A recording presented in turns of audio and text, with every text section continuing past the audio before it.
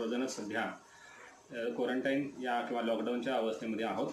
अशाही परिस्थितीमध्ये लोकमंगल फाउंडेशननी जो उपक्रम राबवलेला आहे त्यामध्ये डॉक्टर बाबासाहेब आंबेडकर यांच्या जीवनकार्याविषयी सर्वसामान्य लोकांना, त्याचप्रमाणे अभ्यासकांना, विद्यार्थ्यांना, संशोधकांना आणि समस्त भारतीयांना डॉक्टर बाबासाहेब आंबेडकरांचं जे कार्य आहे ते पोहोचावं या भूमिकेतून आज आपण डॉक्टर बाबासाहेब आंबेडकरांच्या व्याख्यानमालेसाठी सर्वजण इथे उपस्थित आहात. मी डॉक्टर प्रभाकर कोळेकर, प्राचीन भारतीय इतिहास, संस्कृती आणि पुरातत्वशास्त्र या विभागामध्ये सहाय्यक प्राध्यापक म्हणून कार्य करतो आणि त्याचप्रमाणे प्रभारी संचालक भाषा आणि वाङ्मय संकुल पुण्यश्लोक अहिल्यादेवी होळकर सोलापूर विद्यापीठामध्ये मी काम करत आहे. हे काम करत असताना प्राचीन भारतीय इतिहास संशोधन करत असताना प्राचीन भारतीय बौद्ध धर्म आणि डॉक्टर बाबासाहेब आंबेडकर यांच्या कार्याविषयी संशोधन करण्याची संधी माननीय डॉक्टर उमेश कदम यांच्या मार्गदर्शनाखाली मला मिळाली आणि त्या अनुषंगाने मला थोड्याफार प्रमाणात डॉक्टर बाबासाहेब आंबेडकर यांच्याविषयी आणि मानवतेचा उपदेश देणाऱ्या बौद्ध धर्माविषयी वाचण्याची, संशोधन करण्याची थोडी संधी मिळाली. त्या संधीतील सोनं करण्याचा प्रयत्न मी इथे करत आहे. माझ्याकडे जो विषय आता आज दिलेला आहे तो विषय म्हणजे डॉक्टर बाबासाहेब आंबेडकरांचे सामाजिक आणि धार्मिक चळवळी आणि त्याच्या मागचे समाजशास्त्रीय दृष्टिकोन.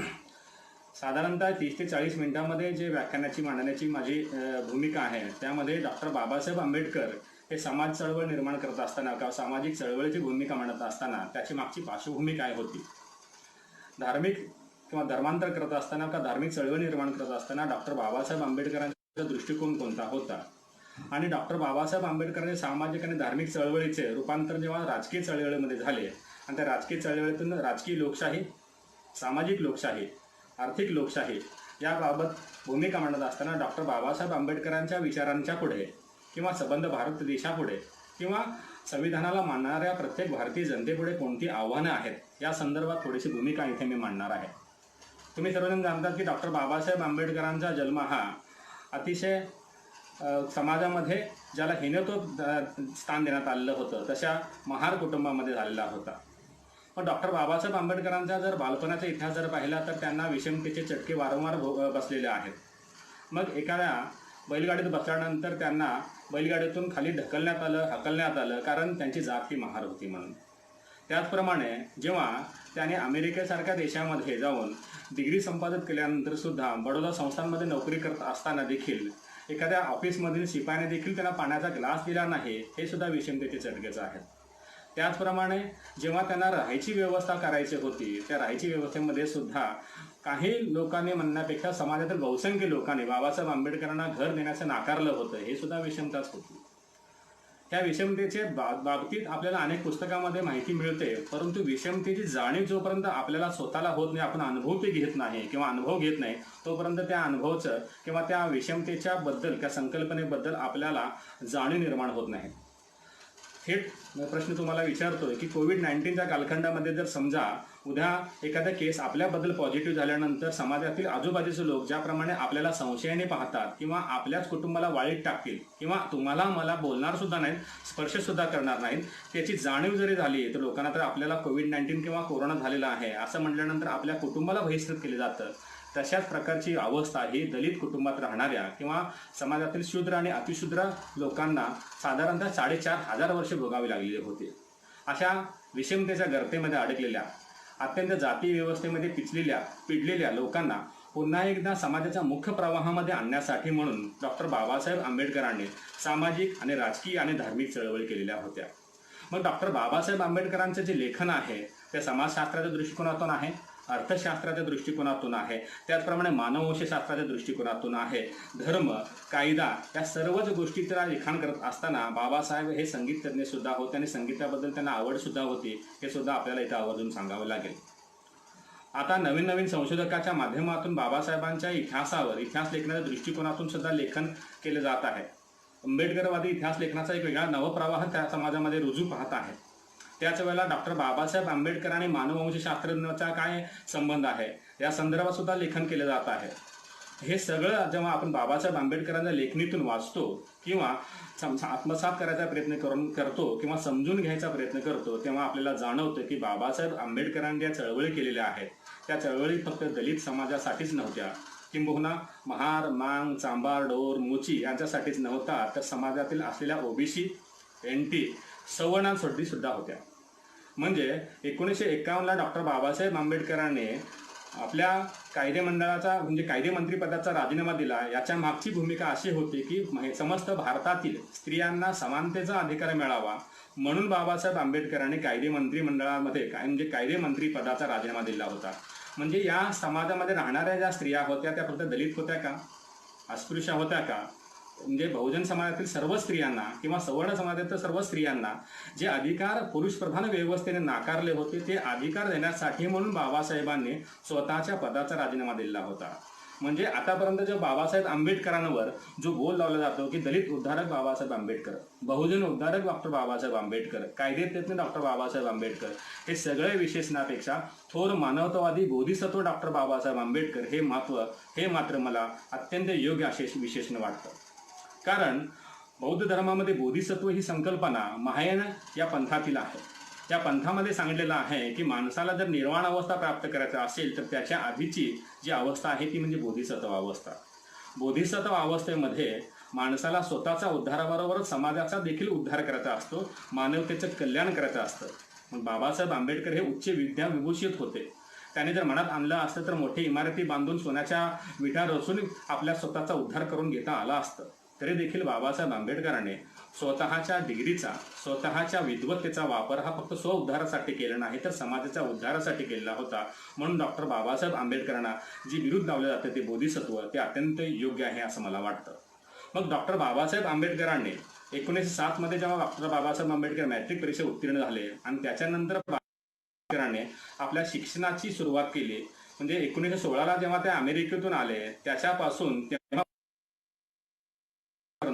जर आपण विचार जर केला तर डॉक्टर बाबासाहेब आंबेडकरांच्या मनामध्ये सातत्यानं असं जाणवतं की पाश्चात्य शिक्षण शिकून आल्यानंतर किंवा भारतीय शिक्षण शिकल्यानंतर सुद्धा भारतीय शिक्षण व्यवस्था, पाश्चात्य शिक्षण व्यवस्था, भारतीय धर्मशास्त्रे आणि पाश्चात्य धर्मशास्त्र आणि तेथील असलेल्या रॅशनल लिखाण याची तुलनात्मक अभ्यास केल्यानंतर बाबासाहेबांना जाणवलं की समाजामध्ये प्रचंड विषमता आहे. ती विषमता राजकीय नाही आहे, ती विषमता सामाजिक आहे. समाजिक विषमता निर्माण होण्याचं मागचं कारण आहे ते धर्म आहे.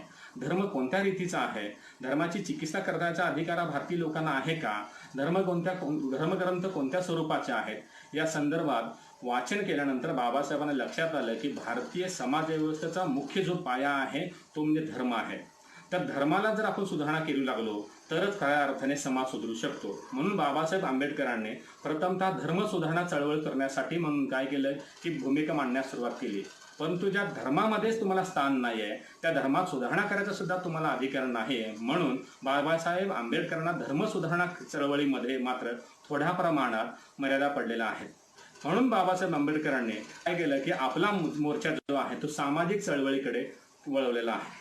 मग सामाजिक चळवळी करत असताना डॉक्टर बाबासाहेब आंबेडकरांनी चौदार दळ्याचा सत्याग्रह असेल, काळाराम मंदिर प्रवेश किंवा मंदिर प्रवेश चळवळ असेल, मनुस्मृतीचं दहन असेल किंवा अस्पृश्य निवारण चळवळी निर्माण केलेल्या असतील, ह्या चळवळीच्या मागची त्यांची भूमिका जी आहे ती सामाजिक विषमतेला मूठमाती देऊन समाजातील अंत्यच्या घटकाला, शूद्रांना, ज्या घटकाला समाजाच्या मुख्य प्रवाहामध्ये कुठंच स्थान नाहीये, जे धर्मग्रंथाने नाकारलेलं आहे, राजकीय व्यवस्थेने नाकारलेलं आहे, समाजातील कल्चरल हेजिमनी निर्माण करणाऱ्या किंवा समाजातील सांस्कृतिक अधिसत्ता गाजवणाऱ्या वर्गाने नाकारलेला आहे, अशा प्रत्येक वर्गाला आव्हान द्यायचं असेल तर पहिल्यांदा माझ्या समाजाला प्रबोधित करावं लागेल. मग बाबासाहेब आंबेडकर त्या समाज घटकामध्ये काम करत आहेत. त्या समाज घटकामध्ये कोण आहेत तर बाबासाहेब आंबेडकरांचा जो समाज आहे तो समाज हा दीन, दलित, उपेक्षित, आदिवासी आहे. जो समाज हा प्रामुख्याने अत्यंत धर्मकार्यामध्ये किंवा धर्माच्या आवरणाखाली, अवगुंठनाखाली पिचलेला आहे, दडलेला आहे. अशा समाजाला पुन्हा एकदा बाहेर काढून जर प्रबोधित करायचं असेल तर त्याची पार्श्वभूमी होती का तर बाबासाहेब आंबेडकरांच्या समाजापुढे कोणतीही बौद्धिक आणि वैचारिक पार्श्वभूमी नव्हती.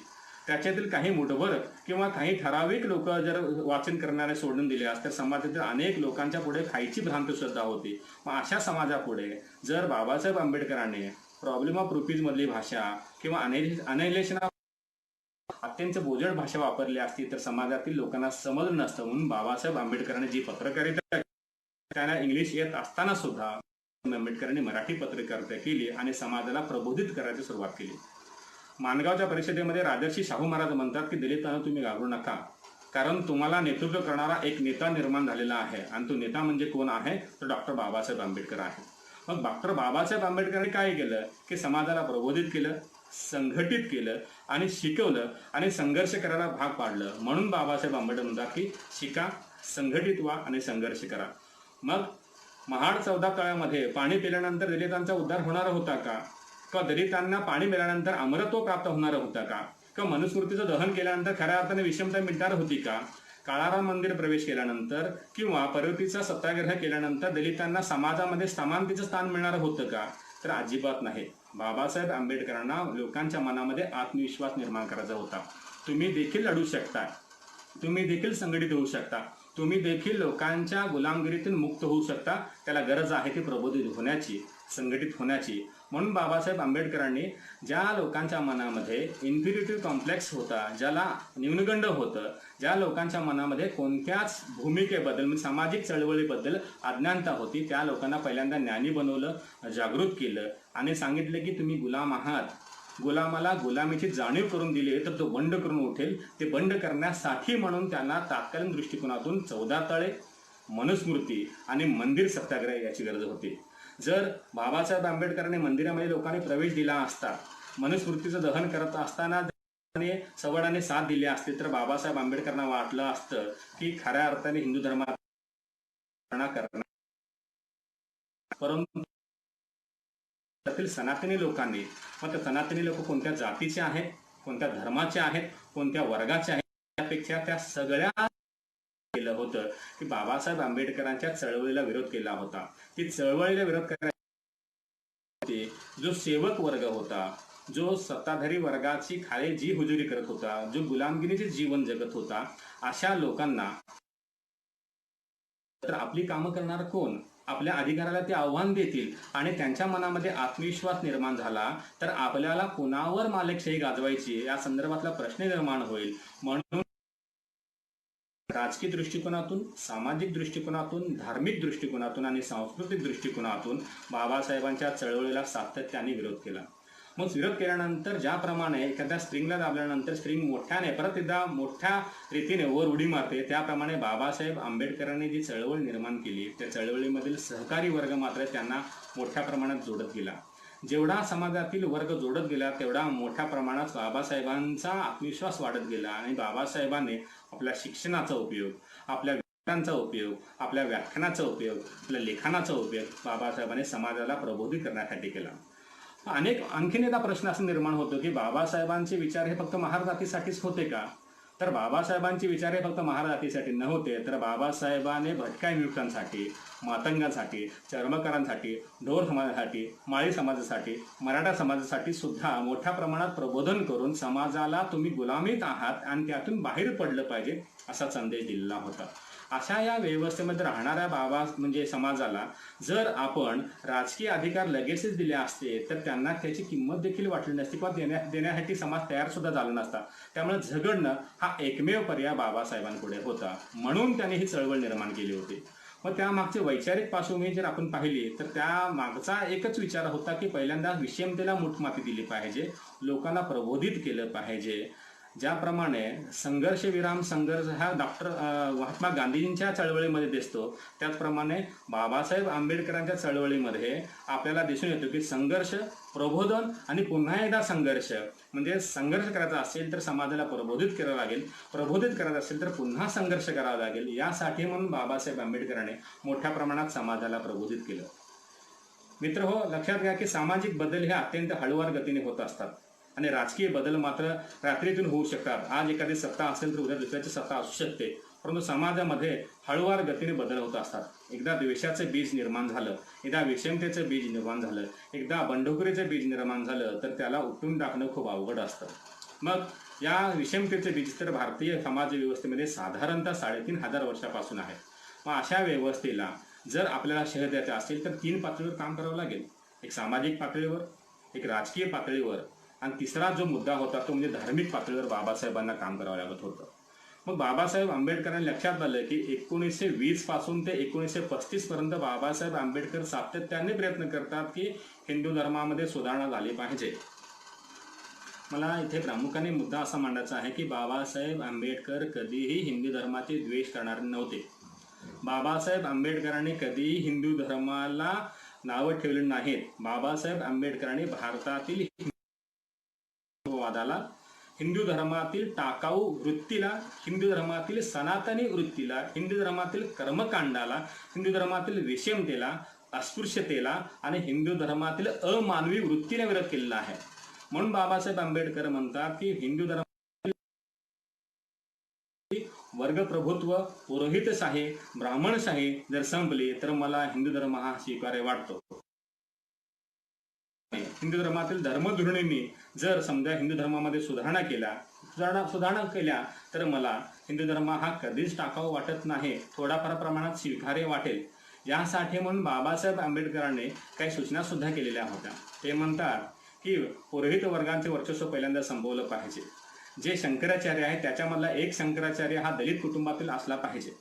त्याचप्रमाणे ज्याप्रमाणे वकिलाची सनद असते किंवा IAS ICS त्यावेळची एक्झाम होती, त्याप्रमाणे पौरोहित्य करणाऱ्या लोकांची सुद्धा ज्ञानार्ची परीक्षा घेण्यासाठी म्हणून एक परीक्षा घ्यावी आणि परीक्षा घेऊन त्यांना लायसन द्यावं, त्यांना काय द्यावं, परमिट द्यावं आणि त्यानुसार काय परवाना दिल्यानंतर त्या परवाना घेतलेल्याच पौरोहित्य करणाऱ्या लोकांनी पौरोहित्य करावं. मग त्यामध्ये परमिट किंवा परवाने देऊ नये तर विद्वत्ता पाहून द्यावेत. त्याचप्रमाणे प्रत्येक मंदिराचं राष्ट्रीयकरण व्हावं. त्याचप्रमाणे शेतीच्या भूमीचं सुद्धा राष्ट्रीयकरण व्हावं. म्हणजे काय होईल की आर्थिक विषमता आणि धार्मिक विषमता नष्ट होईल आणि हिंदू धर्मामध्ये मोठ्या प्रमाणात सुधारणा होतील. हिंदू धर्माच्या सुधारणा न होण्याचं मागचं महत्त्वाचं कारण असं बाबासाहेबांना वाटत होतं ते म्हणजे धर्मग्रंथांमधील असलेल्या जंजाळ. ज्या धर्मग्रंथामध्ये प्रचंड मोठ्या प्रमाणात विषमतेला खत पाणी घेतलेलं आहे, अशा धर्मग्रंथाला डॉक्टर बाबासाहेब आंबेडकरांनी नाकारलं होतं.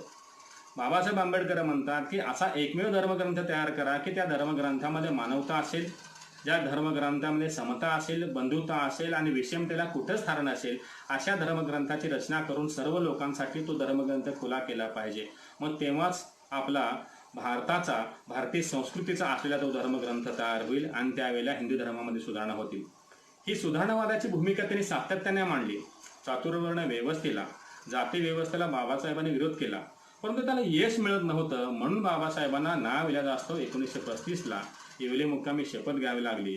मी जरी हिंदू म्हणून जन्माला आलो असले तरी सुद्धा हिंदू म्हणून मात्र मरणार नाही. याचं मागचं कारण असं होतं की विषमता ही त्यांना एकट्यालाच भोगावी लागत नव्हती, तर त्या समाजातील प्रत्येक घटकांना भोगावी लागत होती. तो घटक SC होता, ST होता, OBC होता, नॉमॅडिक्स होता, DTNP होता.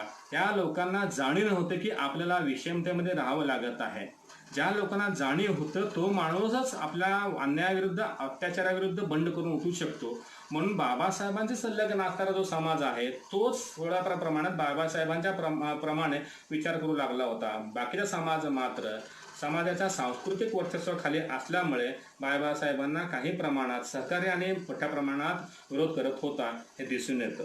मग असा असताना बाबासाहेब आंबेडकरांनी 1935ला जी शपथ घेतली ती 35ची शपथ त्यांनी 1956ला साध्य करून दाखवली.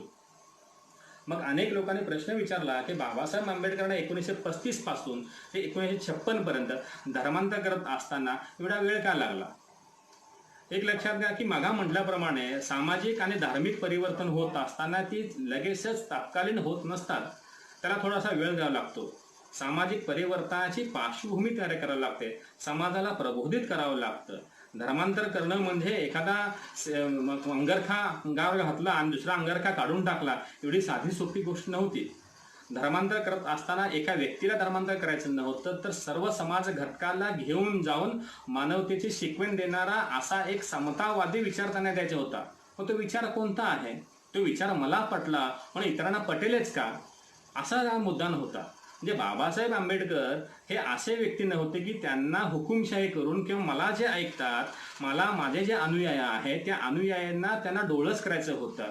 त्यांना रॅशनल, त्यांना विवेकवादाचा उपदेश दिलेल्या लोकांना ज्यांना पटेल, ज्यांना आवडेल, ज्यांना असं वाटेल की हा धर्म हा व्यवस्थित आहे आणि तो धर्म जर आपण आत्मसात केला तर आपल्याला या विषमतेपासून काय विलग करता येईल किंवा आपल्याला मुक्ती मिळेल. अशाच लोकांना बाबासाहेब आंबेडकरांना धर्मांतरित करायचं होतं. परंतु असे लोक कोण, त्याला पहिल्यांदा प्रबोधित करावं लागेल. म्हणून बाबासाहेब आंबेडकरांनी 1935 पासून ते 1956 पर्यंत वेळ घेतलेला आहे.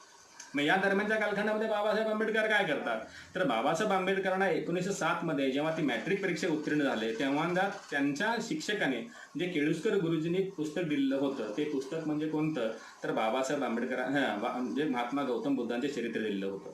मग पहिल्यांदा त्यांच्या मनामध्ये महात्मा गौतम बुद्धांबद्दल आकर्षण तेव्हा निर्माण झालं.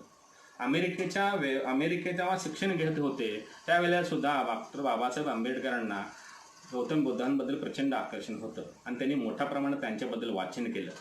त्याचप्रमाणे जेव्हा इंग्लंडला ते होते त्यावेळेला सुद्धा बाबासाहेब आंबेडकरांनी गौतम बुद्धांच्या आणि बौद्ध धर्माविषयी मोठ्या प्रमाणात वाचन केलं. बाबासाहेबांचं वाचन प्रेम प्रचंड होतं. एक लक्षात घ्या, अनुषंगाने तो विषय आलेलाच आहे म्हणून सांगतो की बाबासाहेब आंबेडकर हे असे व्यक्ती होते की लायब्ररी उघडायच्या आधी लायब्ररीच्या पुढे जायचे आणि लायब्ररी बंद करणं म्हणून येणाऱ्या कर्मचाऱ्यांना सुद्धा 10 मिनिट तिष्ठत ठेवणारे, असे ज्ञानार्जन करणारे असा महान योगी होता. योगित्व हे सर्वसंग परित्याग करून प्राप्त होतं असं नाही, तर योगित्व हे स्वतःला आत्म्याचा शोध घेण्यासाठी म्हणून एकांतात बसून आत्मभान जागृत करणं हे सुद्धा योगित्व असतं. आत्मभान जागृत असलेला हा एकमेव दलित समाजातील पहिला नेता होता. मग डॉक्टर बाबासाहेब आंबेडकरांनी आपल्या अत्यंत 25 रुपयाच्या स्कॉलरशिपमध्ये सयाजीराव गायकवाड साहेबांनी जेव्हा त्यांना स्कॉलरशिप दिले होते त्या स्कॉलरशिपमधून थोडासा पैसा वाचून ते आपल्या पत्नीसाठी सुद्धा पाठवत होते आणि त्याच्यातून स्वतःच्या पोटाची भूक कमी करून ते पुस्तकाचा संग्रह सुद्धा करत होते. जेव्हा ते भारतामध्ये परत आले, जेव्हा त्यांचा जहाज बुडालं तेव्हा त्यांना प्रचंड वाईट वाटलं, कारण त्या दुसऱ्या जहाजावर बाबासाहेब आंबेडकरांनी संग्रह केलेले प्रचंड पुस्तकांचा संग्रह होता. म्हणून बाबासाहेब खूप वेळ रेस्टलेस किंवा डिस्टर्ब सुद्धा झालेले होते, हे सुद्धा दिसून येतं. म्हणजे काय मित्र हो, की एखाद्या व्यक्तीला जर ज्ञानार्जनाची भूक असेल तर त्यावेळेला कोणत्याही व्यवस्थेमध्ये कोणत्याही प्रतिकूल परिस्थितीचे किंवा नकारात्मक गोष्टीचे त्याच्या मनाला स्पर्श सुद्धा करत नाही. तो माणूस हा प्रचंड आख्या अपेक्षा आणि जिद्दीने प्रयत्न करू शकतो. हे बाबासाहेबांच्या व्यक्तिमत्वाकडे पाहून शिकता येतं. बाबासाहेब आंबेडकरांना जेव्हा सांगण्यात आलं की तुमच्या इंग्लिशबद्दल व्हर्नाक्युलर ॲक्सेंट निर्माण होतात, त्यावेळेला बाबासाहेब आंबेडकरांनी ब्रिटिश लोकांना ब्रिटिश ॲक्सेंटमध्ये आणि अमेरिकन लोकांना अमेरिकन ॲक्सेंटमध्ये सुद्धा उत्तर दिलेले आहेत. म्हणजे कम्युनिकेशन स्किलमध्ये सुद्धा बाबासाहेब हे अत्यंत उमदे आणि विद्वान होते. जर बाबासाहेब आंबेडकरांचं जर लेखन इंग्रजीमधून वाचलं तर भल्या लोकांना, विद्वानांना सुद्धा पहिल्यांदा एखादा वाक्याची सुरुवात केल्यानंतर 4थ्या वाक्यापर्यंत आल्यानंतर पहिल्या वाक्याचा संदर्भ शोधण्यासाठी मनाची कुशलता, सजगता मनामध्ये बाळगावी लागते. म्हणजे त्या माणसाची विद्वत्ता काय आहे हे आपल्याला समजतं. एखाद्या सर्वसामान्य कुटुंबातील किंवा वंचित उपेक्षित लोकांच्या मधून आलेला असा बाबासाहेबांचा व्यक्तिधर्म होता. मग हे झालं त्यांचं वाचन प्रेम. परंतु बाबासाहेब आंबेडकरांनी जी समाजाची चिकित्सा करून धर्मशास्त्रीय दृष्टिकोनातून समाजाची मांडणी करत असताना ज्या चळवळी निर्माण केल्या, त्या चळवळीचं समाजशास्त्र जे आपण पाहिलं, त्याच्या मागचं जे भूमिका आहे ती पाहिली, त्यावेळेला लक्षात येईल की बाबासाहेब आंबेडकरांना स्वतःला ते विचार समजले होते, समाजाला देखील समजले होते. त्यामुळेच ज्यांनी ग्रंथ वाचले नाहीत त्याने देखील फक्त अंधानुकरण भक्त म्हणून कोणत्याही नेत्यांचं अनुकरण केलं नव्हतं, तर ते अनुयायी होते. अनुयायी आणि भक्त याच्यामध्ये मोठ्या प्रमाणात फरक असतो. अनुयायी हा आपल्या नेत्यांचं विवेकशील दृष्टिकोनातून जे कोणत्या गोष्टी सांगितलेल्या आहेत त्याचं परीक्षण करतो आणि परीक्षण केल्यानंतर मनाला, बुद्धीला पटत असेल तरच स्वीकार करतो. भक्त हा आपला नेता किंवा आपला जो काही लिडरशिप करणारा व्यक्ती आहे, त्या जो सांगत आहे त्याच्या गोष्टीची चिकित्सा न करता त्याने जे सांगितलेलं आहे त्याचं फक्त अंधानुकरण करण्याची जी वृत्ती असते त्याला भक्त असं म्हणतात. या भक्त आणि अनुयायींपैकी अनुयायी असलेले बाबासाहेबांचे जे फॉलोअर्स होते त्यांनी मात्र बाबासाहेबांच्या चळवळीमध्ये प्राणपणाने, तन मन धनाने सहभाग नोंदवला होता. म्हणून बाबासाहेबांच्या चळवळीला मोठ्या प्रमाणात ताकद मिळालेली होती हे दिसून येतं. आपल्याला पुढचा मुद्दा महत्त्वाचा घ्यायचा आहे तो म्हणजे बाबासाहेब आंबेडकरांची धार्मिक चळवळ. बाबासाहेब आंबेडकरांनी बौद्ध धर्मच का स्वीकारला? बाबासाहेब आंबेडकरांनी जर इस्लाम धर्म स्वीकारला असता, बाबासाहेब आंबेडकरांनी जर ख्रिश्चन धर्म स्वीकारला असता आणि जर बाबासाहेब आंबेडकरांनी जर शीख धर्म स्वीकारला असता तर कदाचित इस्लाम किंवा ख्रिश्चन धर्माकडनं आताच्या उपेक्षित, अंत्यज, शोषित, वंचित, दलित, पीडित, महार, मांग, सांबार, ढोर, मोची किंवा भंगी या लोकांना एक आर्थिक आणि राजकीय असं जागतिक पाठबळ मिळालं असतं असा मानणारा एक विचार सुद्धा पुढे आलेला होता. परंतु बाबासाहेब आंबेडकरांनी सर्व धर्मग्रंथाचं वाचन केलेलं होतं. ते इस्लाम धर्माचं सुद्धा वाचन करतात, ते ख्रिश्चन धर्माच्या धर्मग्रंथाचं सुद्धा वाचन करतात, हिंदू धर्माचे तर प्रचंड मोठ्या प्रमाणात चिकित्सा सुद्धा करतात आणि शीख धर्माच्या धर्मग्रंथाचं सुद्धा वाचन करतात. सर्वच धर्मग्रंथातलं वाचन केल्यानंतर धर्मग्रंथातील चांगल्या तत्वाला ते स्वीकारतात सुद्धा. परंतु चांगले तत्व असणं आणि चांगलं आचरण असणं, चांगल्या तत्वाचा समाजाला समाजामध्ये समावेश करून समाजाने अंगीकार करणं याच्यामध्ये मोठ्या प्रमाणात फरक असतो. इसवी सनाच्या 11व्या-12व्या शतकामध्ये जो बौद्ध धर्म हा भारतातून विलुप्त झालेला होता, तो बौद्ध धर्म पुनरुज्जीवित करण्यासाठी म्हणून बाबासाहेब आंबेडकरांनी जे वाचन केलं त्याच्यामध्ये ते वाचन हे विवेकवादी होतं, ते वाचन हे मानवतावादी होतं, ते वाचन हे सजगपणे केलेलं होतं. मग त्याच्यातील कोणते कोणते तत्व बाबासाहेबांना पटले? पंचशिला असतील, अष्टांगिक मार्ग असतील, 10 पारमिता असतील किंवा कार्यकारण भावाचा जो सिद्धांत आहे, जो बौद्ध धर्मात सांगितलेला आहे, तो म्हणजे प्रत्यक्ष समुत्पाद सिद्धांत आहे, तो बाबासाहेब आंबेडकरांना प्रचंड मोठ्या प्रमाणात आवडलेला होता. कोणत्याही घटनेच्या मागचं, कोणत्याही एखाद्या समस्येच्या मागचं काहीतरी कारण आहे आणि त्या कारणाचा शोध घेतल्यानंतरच आपल्याला काय करता येते, कारणाची किंवा समस्येची उकल करता येते. हे जे विषय बाबासाहेब आंबेडकरांना बौद्ध धर्मातून कळाला, तो विचार त्यांना पटला. मग त्याला जर कारणाला किंवा समस्येला जर संपवायचा असेल तर त्यासाठी म्हणून सॉल्युशन्स काय आहेत, उपाय काय आहेत, ते म्हणजे अष्टांगिक मार्ग आहेत. ते अष्टांगिक मार्ग काय आहे तर ते व्यक्ती विकासासाठी बरोबर समाजाचा उद्धार करण्यासाठी आहेत. त्या अष्टांगिक मार्गाचा सुद्धा त्यांना भूमिका स्वीकार्य वाटली आणि हे करत असताना बाबासाहेब आंबेडकरांना जो विचार बौद्ध धर्माने दिला होता तो म्हणजे इच्छा हे दुःखाचं मुख्य कारण आहे. म्हणून बाबासाहेब आंबेडकरांनी ठरलं होतं की माझ्या दलित वंचित समाजाच्या मनामध्ये जर आपण विषय किंवा त्यांच्या उद्धाराचा जर मार्ग दिला आणि त्यांच्या मनामध्ये सत्ताधारी वर्ग व्हायची इच्छा निर्माण झाली, त्यांच्या मनामध्ये आर्थिक सत्ता संपादन करायची इच्छा निर्माण झाली आणि त्यांच्या मनामध्ये जर कोणाला हरवण्याची इच्छा निर्माण झाली तर ते सुद्धा एक प्रकारे काय दुःखात लोटण्यासारखं आहे. म्हणून बाबासाहेब आंबेडकरांनी बौद्ध धर्माचा मानवतावादी विचार स्वीकारला. ज्या धर्मामध्ये विज्ञानवाद आहे, ज्या धर्मामध्ये मानवतावाद आहे, ज्या धर्मामध्ये विषमतेला कुठलं स्थान नाही, ज्या धर्मामध्ये समानता आहे, विश्वबंधुत्व आहे, ज्या धर्मामध्ये विवेकशीलता आहे आणि ज्या धर्मामध्ये प्रथमतः सांगण्यात आलेलं आहे की मी धर्मग्रंथ रचलेले आहेत किंवा धर्मग्रंथ कोणत्याही एका भिक्खुनीने बौद्धांनी सांगितलेलं आहे तर त्याची चिकित्सा करायचा कोणाला अधिकार नाही असं नाही. तर त्या धर्मग्रंथाच्या वचनांचं, दृष्टांताचं, उपदेशाचं प्रत्येक व्यक्तीला काय करायचा, चिकित्सा करायचा, खरे खोटेपणा तपासाचा अधिकार आहे. हा विचार बाबासाहेबांना पटला. म्हणून बाबासाहेबांनी लक्षात आलं की हा धर्म जर मी माझ्या बांधवांना दिला, जे मी फॉलोअर म्हणतो ते नाहीत, ते चांभार नाहीत, ते ढोर नाहीत, जे बाबासाहेबांना मानणारे जे अनुयायी आहेत त्यांना दिला तर त्यांच्या पुढे एक विवेकवादी विचार तयार होईल, त्यांची बौद्धिक होईल, ती विज्ञानवादी होईल, ती तर्कसंगत होईल. म्हणून बाबासाहेब आंबेडकरांनी आपल्या धर्मग्रंथाचं लिखाण करत असताना त्याने बुद्ध आणि हिज धम्मा हा जो ग्रंथ लिहिला, त्यांच्या लिखाणशैलीमधील जो सर्वात सोप्या लिखाणशैलीमध्ये लिहिलेला जो ग्रंथ आहे तो म्हणजे बुद्ध आणि हिज धम्मा आहे. जे बौद्ध धर्माच्या संदर्भातले लिखाण केलेलं आहे त्याच्यामध्ये संवादात्मक भाषेतून त्याने लिखाण केलेलं आहे. प्रत्येक व्यक्तीने ज्यांना बौद्ध धर्म समजून घ्यायचा आहे त्यांनी तो ग्रंथ वाचला पाहिजे असं माझं मत आहे.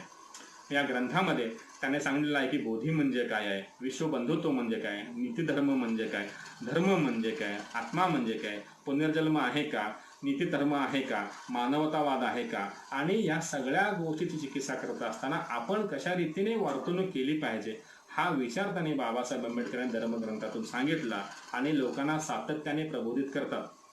असं होत असताना 1952 पासून ते 1956 पर्यंत बाबासाहेब आंबेडकरांना धर्मांतर करण्यासाठी म्हणून जेव्हा त्यांची मानसिकता तयार झाली होती त्यावेळेला त्यांच्या भेटीला एक ख्रिश्चन धर्मगुरू गेलेले होते, फादर पिंगेट नावाचे गेलेले होते. फादर पिंगेट म्हणतात की बाबासाहेब आंबेडकर तुम्ही ख्रिश्चन धर्म स्वीकारा. समाजातील जे तुमचे घटकातील लोक आहेत त्यांना उद्धार करायची आम्ही संधी देऊ, आर्थिक दृष्टिकोनातून स्वावलंबन देऊ आणि तुम्हाला मुख्य प्रवाहात आणण्याचा प्रयत्न करू. बाबासाहेब आंबेडकरांनी त्या धर्माची चिकित्सा केली आणि म्हणलं की ज्या धर्मामध्ये पहिल्यांदा माणसाचा आर्थिक उद्धार होईल परंतु सामाजिक उद्धार मात्र होणार नाही, त्या धर्मामध्ये सुद्धा जाती व्यवस्था आहेत, त्या धर्मामध्ये रंगावरनं जर भेद होत असेल त्या धर्माला मला स्वीकार करून पुन्हा एकदा दुसऱ्या म्हणजे वेगळ्या व्यवस्थेतून दुसऱ्या विषमतावादी व्यवस्थेमध्ये पाठवायचे नाही. म्हणून बाबासाहेब आंबेडकरांनी ख्रिश्चन धर्माचा स्वीकार करण्याचं नाकारलं. निजाम, हैदराबादचा निजाम बाबासाहेब आंबेडकरांकडे येतो आणि आंबेडकरांकडे प्रस्ताव ठेवला की तुम्ही मुसलमान बना.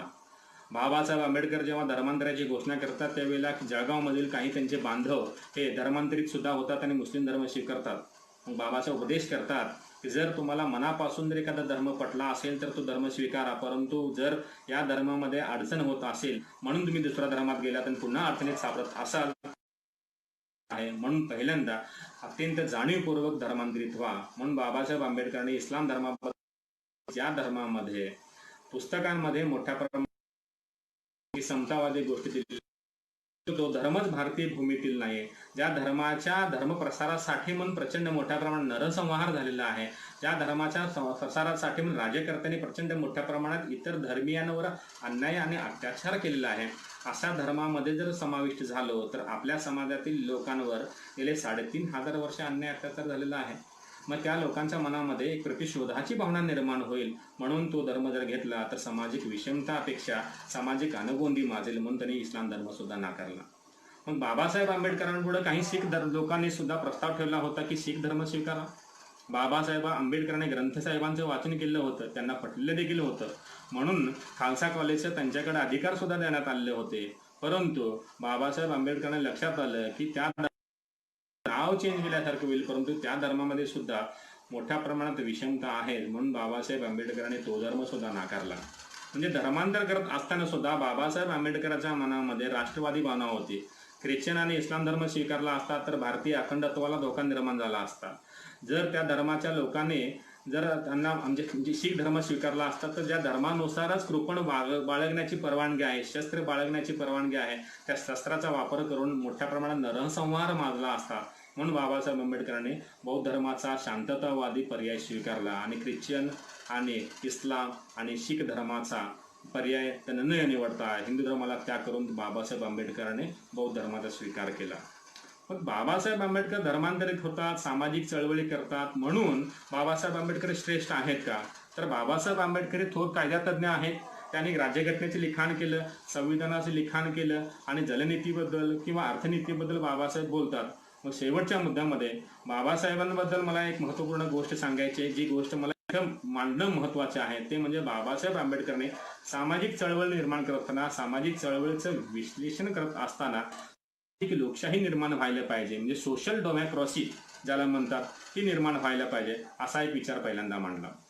मग सामाजिक लोकशाही म्हणजे तरी काय, त्याच्याबद्दल थोडंसं विस्तृतपणे बोलणं मला इथे इष्ट वाटतं. म्हणजे समाजामध्ये जे चातुर्वर्ण व्यवस्था आणि जात आणि उपजातीची व्यवस्था कुठेतरी मुठमाती देऊन समाजाला समान पातळीवर आणलं पाहिजे, समतेच्या पातळीवर आणलं पाहिजे, ना की दुसऱ्याच्या गोष्टीमध्ये रस घेऊन समरसतेच्या पातळीवर त्यांना समान मानलं पाहिजे, अशी भूमिका आहे. म्हणजे धार्मिक दृष्टिकोनातून समान, त्याच्यानंतर जातीच्या दृष्टिकोनातून जातच नाही तर जात विहीन वर्गव्यवस्था निर्माण आहे. म्हणून बाबासाहेब आंबेडकरांना समतावादी व्यवस्था निर्माण करायची आहे, वर्गहीन व्यवस्था मार्क्सवादाप्रमाणे निर्माण करायची नाही. म्हणून बाबासाहेब आंबेडकरांनी आंबेडकरी चळवळीतील लोकांना एक आवाहन केलं आहे की मार्क्स वाचा, परंतु मार्क्स हा भारतीय समाज व्यवस्थेला तेवढं लागू होतो का याच्याबद्दल प्रश्नचिन्ह करून त्या मार्क्सवादी विचारावर सुद्धा काय केलेलं आहे की वाभाडे काढलेले सुद्धा आहेत. म्हणून भारतीय दृष्टिकोनातून समाज व्यवस्था स्वीकारली पाहिजे, म्हणून समाजवादी विचाराचा, समतावादी विचाराचा पाया त्यांनी निर्माण केला आणि समाजांमध्ये समता निर्माण करण्यासाठी म्हणून धार्मिक दृष्टिकोनातून समता असली पाहिजे, सामाजिक दृष्टिकोनातून समता असली पाहिजे, जगण्याचं स्वातंत्र्य असलं पाहिजे, विचाराचं स्वातंत्र्य असलं पाहिजे, बोलण्याचं स्वातंत्र्य असलं पाहिजे, हा विचार मांडला. आणि हा विचार त्यांनी आपल्या राज्यघटनेचे लिखाण करत असताना त्यांनी काय केलं आहे की सिद्ध करून सुद्धा साकारलेला आहे. मग सामाजिक लोकशाहीबद्दल बोलत असताना डॉक्टर बाबासाहेब आंबेडकरांनी म्हणलं आहे की फंडामेंटल राईट्समध्ये कलम नंबर 14 पासून ते कलम 8 यांनी विस्तृतप्रमाणे आपले जे विचार आहेत ते मांडून मूलभूत अधिकाराची एक देणगी भारतीय समाजाला दिलेली आहे आणि त्या देणगीमुळेच भारतीय समाजामध्ये आतापर्यंत वरपांगी तरी देखील आपल्याला सामाजिक विषमता दिसत नाही। मग मोठं आव्हान काय आहे त्याच्याबद्दल मी शेवटच्या व्याख्यानाच्या शेवटच्या मुद्द्यामध्ये बोलेन। मग सामाजिक विषमता सध्या वरपांगी जरी दिसत नसली तरी सुद्धा त्यामध्ये अस्पृश्यता पाळू नये, अभिव्यक्ती स्वातंत्र्य असले पाहिजे, जगण्याचं स्वातंत्र्य असले पाहिजे, कामाचं बाबासाहेबांनी दिले आणि कलम 7 मध्ये अस्पृश्यता बद्दल मोठ्या प्रमाणात अस्पृश्यता ही भारताच्या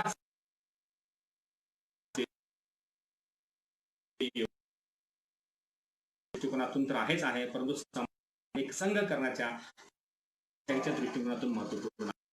दुसरा एक बाबासाहेबांनी तो म्हणजे काय की समाजातील प्रत्येक मतदानाचं स्वातंत्र्य आहे, मतदान करण्याचा अधिकार आहे आणि एक व्यक्ती एक मत आणि एक अधिकार हा जो मुद्दा मांडलेला आहे तो मुद्दा भारतीय लोकांना दिलेली महत्वपूर्ण देणगी आहे, ती सुद्धा समतावादी विचारसरणीची एक मोठी पायाभरणी आहे असं मी मानतो। त्याच्यानंतर बाबासाहेब आंबेडकरांनी याच अनुषंगाने आर्थिक लोकशाहीची सुद्धा घोषणा केलेली होती आणि राजकीय लोकशाहीची सुद्धा घोषणा केलेली होती। राजकीय लोकशाहीबद्दल बाबासाहेब आंबेडकरांना जेव्हा घटना मसुदा समितीचा अध्यक्ष केलेलं होतं त्यावेळेला अनेक विचारवंत त्या घटना समितीमध्ये होते। मग अनेक विचारवंतांनी जे योगदान दिलं आहे त्याच्याही पेक्षा अनेक पटीने कैक पटीने मोठं योगदान हे बाबासाहेब आंबेडकरांनी दिलेलं आहे। जर भारतीय राज्यघटनेचा इतिहास जर आपण समजून घेतला तर कोणत्या नेतृत्वाने कशा प्रकारे नेतृत्वाचं योगदान दिलेलं आहे त्याच्याबद्दल जर बोलायचं झालं तर ते मुद्दा मांडणं इथे इष्ट होणार नाही, परंतु बाबासाहेबांनी काय योगदान दिलेलं आहे हे मांडणं मात्र इष्ट होतं। राजकीय लोकशाहीमध्ये प्रत्येक समाज घटकातील लोकांना तेवढ्याच मोठ्या प्रमाणात उमेदवारीने निवडणुकीला उभं राहण्याचा अधिकार आहे, मतदान करण्याचा अधिकार आहे आणि निवडून येण्याचा सुद्धा अधिकार आहे। मग त्यासाठी म्हणून समाजातील वंचित उपेक्षित घटकांसाठी म्हणून राखीव मतदार संघाची केलेली रचना असेल, स्त्रियांना दिले गेलेल्या सवलती असतील, या सगळ्यांची जी पायाभरणी केलेली आहे ती राजकीय दृष्टिकोनातून बाबासाहेबांनी राजकीय लोकशाहीची रचना किंवा विचाराची देणगी जी आहे किंवा जो संकल्पना मांडली होती ते सिद्धता करण्यासाठी म्हणून बाबासाहेबांनी केलेली होती। म्हणजे मर्यादित स्वरूपात का होईना बाबासाहेब आंबेडकरांनी त्याची सुरुवात राजकीय लोकशाहीची सुरुवात ही राज्यघटनेच्या निर्मिती घटना निर्माण केली मी, परंतु त्याची अंमलबजावणी करण्याची जी भूमिका आहे ती मात्र तुमची आहे। लोकशाहीचे रूपांतर राजकीय लोकशाहीचे रूपांतर सर्व काइंड ऑफ डेमोक्रेसी करण्याचं काम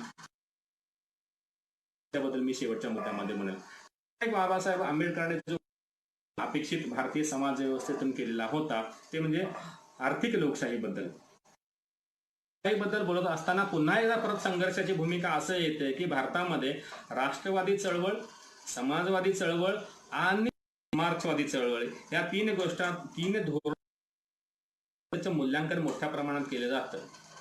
म्हणजे जेव्हा भारतामध्ये काही मित्रांनी माझ्या संशोधन केलेलं आहे डाव्या चळवळीवर, ते म्हणतात की असताना किंवा स्वातंत्र्य चळवळीमध्ये सुद्धा मोठं योगदान आहे, करता येत नाहीये आणि राष्ट्रवादी चळवळीचं सुद्धा महत्वाचं योगदान आहे, परंतु राष्ट्रवादी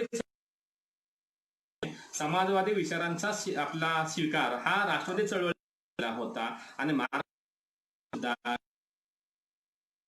होता, परंतु कालखंडामध्ये मेंटलिझम कडे म्हणजे मूलतत्ववादाकडे गेलं।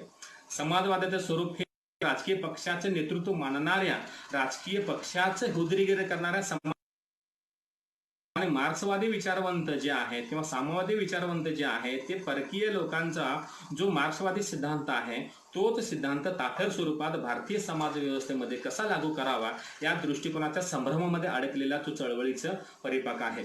त्यामुळे मार्क्सवादी चळवळ, राष्ट्रवादी चळवळ आणि समाजवादी चळवळीची जी विचारधारा आहे ती भारतीय समाज व्यवस्थेमध्ये आर्थिक लोकशाही आणण्यामध्ये सक्षम आहे का असा जेव्हा विचार करावा लागतो त्यावेळेला जो संदेश दिलेला आहे त्याचा जर आपण पुन्हा एकदा मागोवा घेतला, सिंहावलोकन जर केलं तर आपल्याला बाबासाहेब आंबेडकरांना अपेक्षित असलेली जी आर्थिक लोकशाही आहे ती समजून येते।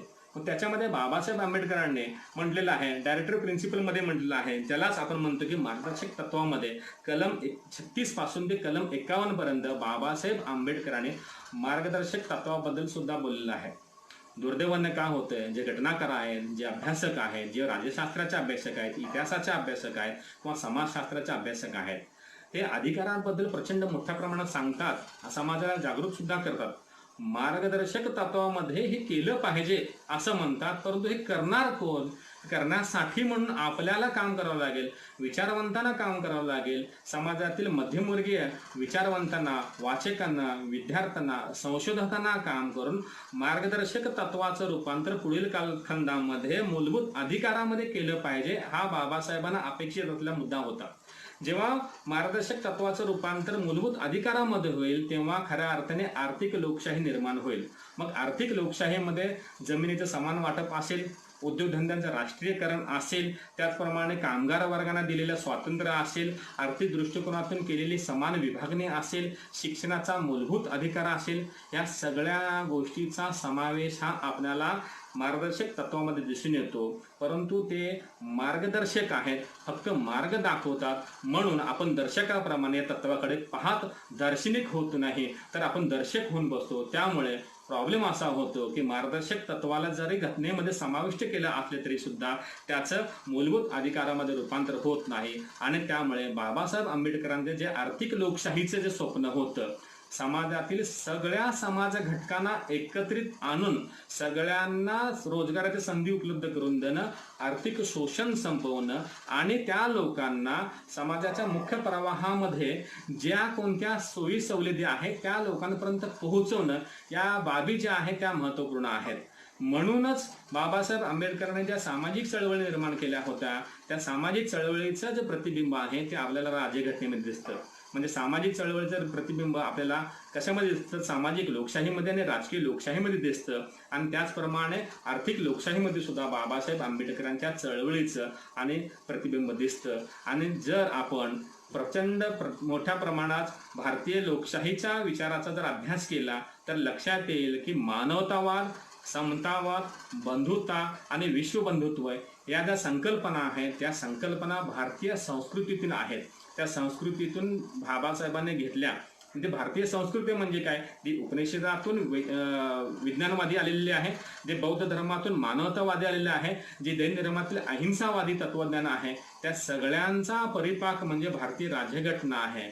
मग काही कोत्या विचारसरणीचे लोक असं म्हणतात की भारवलेले लोक असं म्हणतात की भारतीय राज्यघटना म्हणजे इतर सगळ्या राज्यघटनेंचा मोठ्या प्रमाणात घेऊन केलेलं एक प्रकारचं बाइंडिंग आहे. म्हणजे त्यांच्या बुद्धीची मला कीव करावं वाटते की चांगल्या गोष्टीचा स्वीकार करणं हे भारतीय समाज व्यवस्थेच्या, भारतीय संस्कृतीचं लक्षण आहे.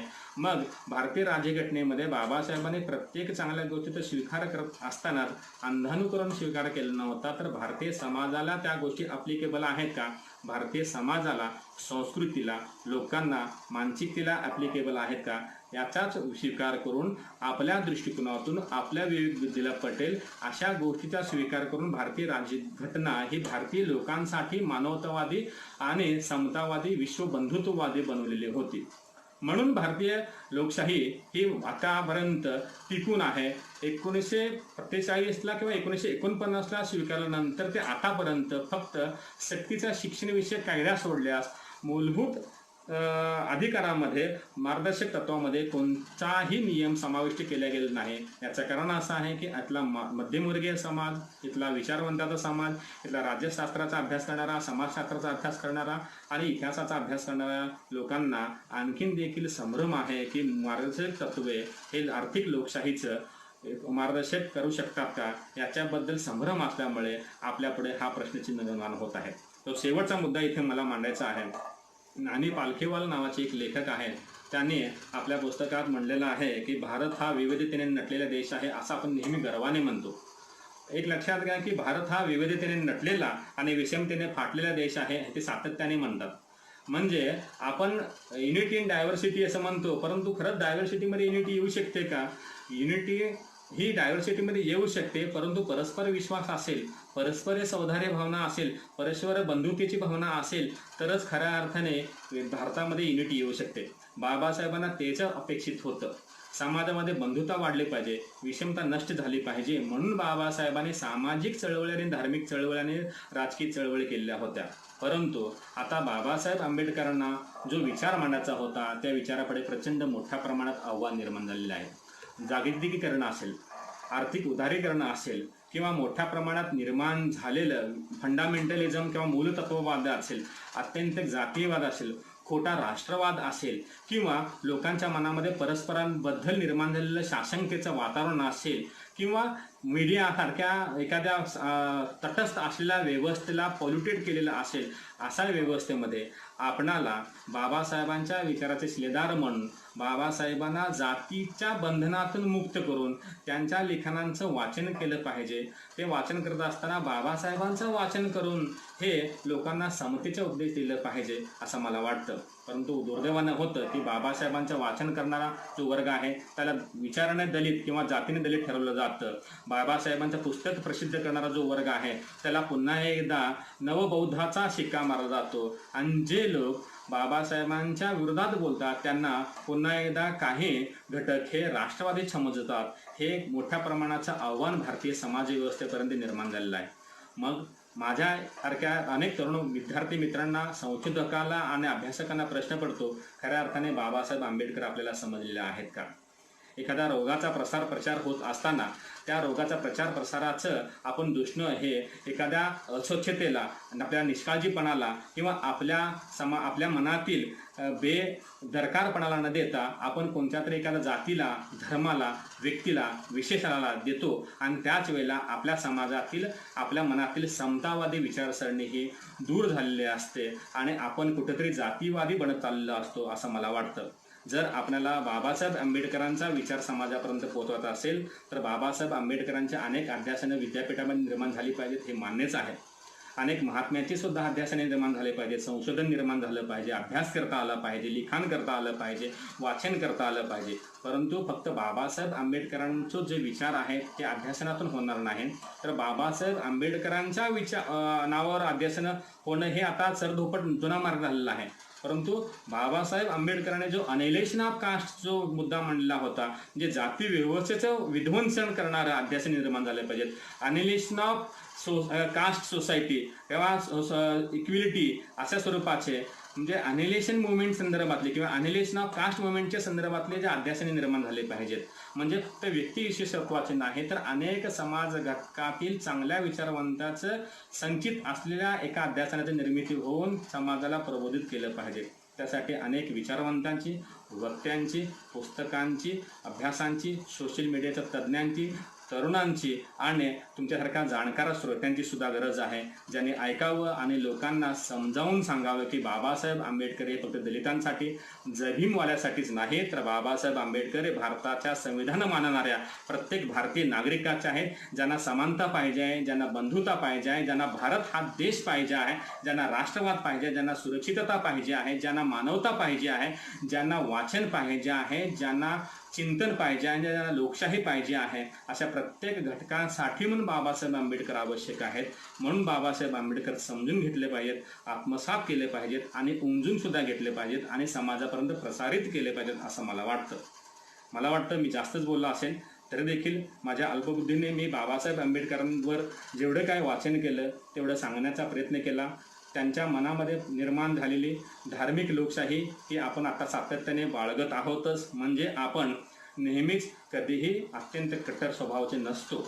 आपल्या मनामध्ये एखादी हिंसा घडत असताना, एखाद्या दुर्घटना घडत असताना, दंगली होत असताना, बॉम्बस्फोट घडत असताना आपण म्हणतो की माणूस मेला, त्याच्या अर्थ आपण मानवतावादी होत चाललो आहोत. बाबासाहेब आंबेडकरांचं स्वप्न होतं की सबंध भारत हा बौद्धमय करेल. म्हणजे आपण जरी जातीने किंवा धर्माने बौद्ध झालो नसलो तरी सुद्धा विचाराने मानवतावादी होत आहोत. याचा अर्थ आपण बौद्ध धर्माकडे वाटचाल करत आहोत असं मला वाटतं. दुसरा महत्त्वाचा मुद्दा की आपल्याला असं वाटतं की समाजातील कामगार, वंचित, उपेक्षित, शेतकरी, त्याच्यानंतर ऊसतोड कामगार, विडी कामगार यांना सुद्धा रोजगार मिळाला पाहिजे. म्हणजे आपण कुठंतरी आर्थिक समतेचा विचार आपल्या मनामध्ये बाळगत आहोत. म्हणजे आर्थिक विषमता दूर करून आर्थिक समता, आर्थिक लोकशाहीच्या मार्गाने जात आहोत. याचा अर्थ बाबासाहेबांचे विचार आपल्याला पटलेला आहे. फक्त प्रत्यक्ष जाण्याची वेळ आहे. आणि तिसरा जो महत्त्वाचा मुद्दा बाबासाहेबांनी मांडला तो म्हणजे सामाजिक लोकशाहीचा. ते सामाजिक लोकशाहीसुद्धा आता समाजात निर्माण होत आहे असं मला वाटतं.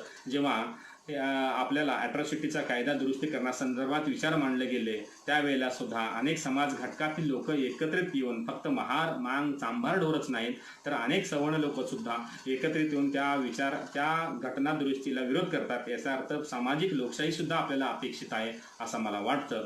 आणि तो सुद्धा मुद्दा आपल्याला पटलेला आहे असं मला वाटतं. आणि सर्वात शेवटचा महत्त्वाचा मुद्दा तो म्हणजे राजकीय लोकशाहीचा.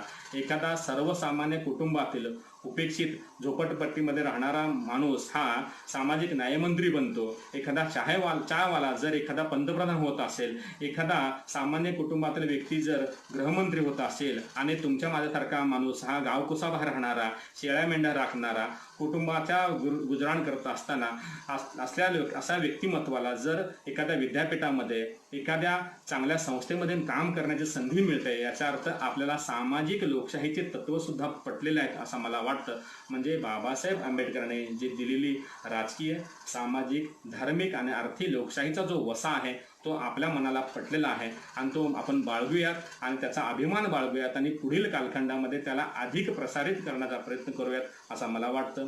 तुम्ही मला इथे शांतपणे ऐकून घेतलं आणि काही मत असतील तर तुम्ही मला स्वातंत्र्य खुलेपणाने मला स्वतः कॉल करून सांगू शकताय. लोकमंगल फाउंडेशन आणि त्या फाउंडेशनच्या सर्व सदस्यांनी मला इथे आपली विचार मांडण्याची संधी दिली त्याबद्दल देखील मी त्यांचे आभार मानतो. इथल्या टेक्निकल स्टाफचे, माझ्या सौभाग्यवतीचे, त्यांनी देखील मला सहकार्य केलं. माझ्या मित्रांच्या सिद्धेने जे महत्त्वपूर्ण असे इनपुट दिले त्याचे देखील मी आभार मानतो आणि तुमच्या सर्वांची रजा घेतो. धन्यवाद.